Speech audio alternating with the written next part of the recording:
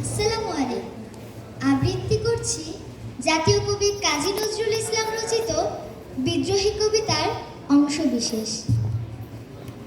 বলবি বল উন্নত মম শির, শির নেহারি আমারই নত শির, ওই শিখর হিমাদ্রি। বলবি বল মহাবিশ্বের মহাকাশ ভারী, চন্দ্র সূর্য গ্রহ তারা ছাড়ি, ভুলক দুলক গোলক ভেদিয়া, খোদার আসন আরশ ছেদিয়া। উঠিয়াছি চির বিস্ময় আমি বিশ্ববিধাত্রী, মম ললাটে রুদ্র ভগবান জলে, রাজ রাজ টিকা দীপ্ত জয়শ্রী। বলবি আমি চির উন্নত মম শির, আমি চির দুর্দম দুর্বিনীত নৃশংস, মহাপ্রলয়ের আমি নটরাজ, আমি সাইক্লোন আমি ধ্বংস। আমি মহাভয় আমি অভিশাপ বৃদ্ধি, আমি দুর্বার আমি ভেঙে করি সব চুরমার। আমি অনিয়ম শৃঙ্খল আমি দলে যাই যত বন্ধন, যত নিয়ম কানুন শৃঙ্খল। আমি মানি না কোনো আইন, আমি ভরা তরি করি ভরা ডুবি, আমি টর্পেডো আমি ভীম ভাসমান মাই।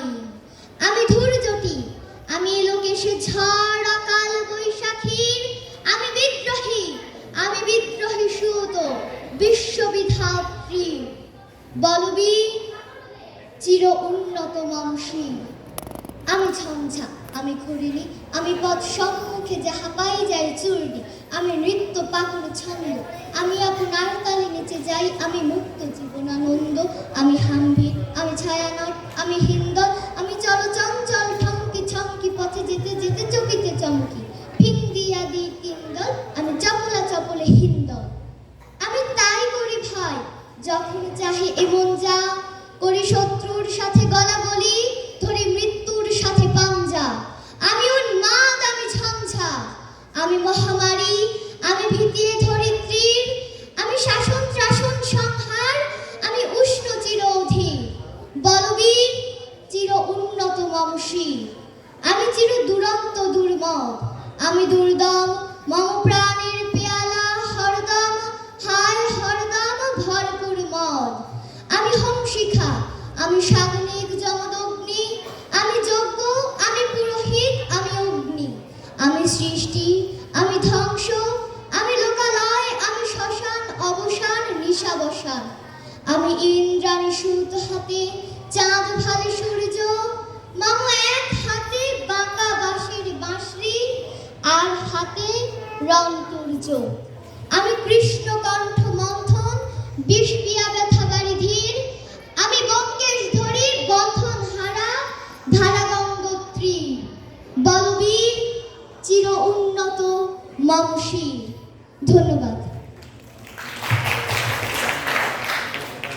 নাজিফা নূর, কত কঠিন একটা কাজ তুমি সাবলীলভাবে করে ফেলবে।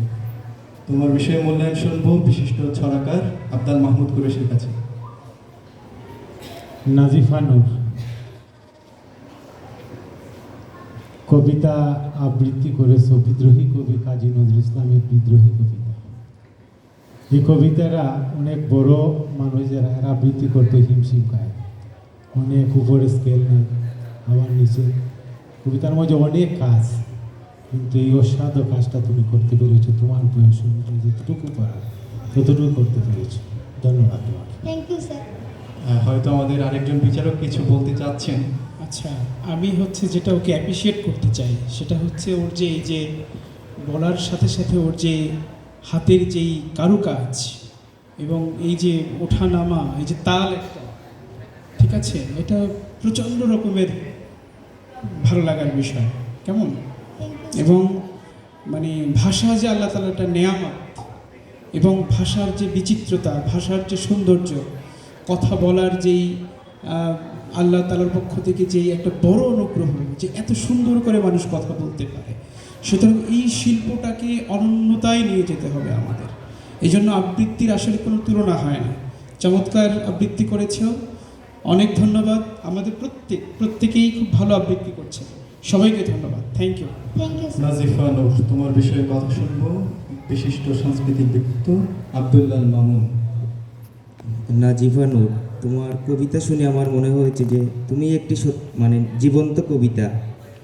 তোমার কবিতা আসলে মনে হয়েছে যে মানে একটা মানে কবিতার মধ্যে যে একটা জীবন থাকে সেইটা ফুটে উঠেছে। ধন্যবাদ তোমাকে, অনেক দূর এগিয়ে যাও তুমি।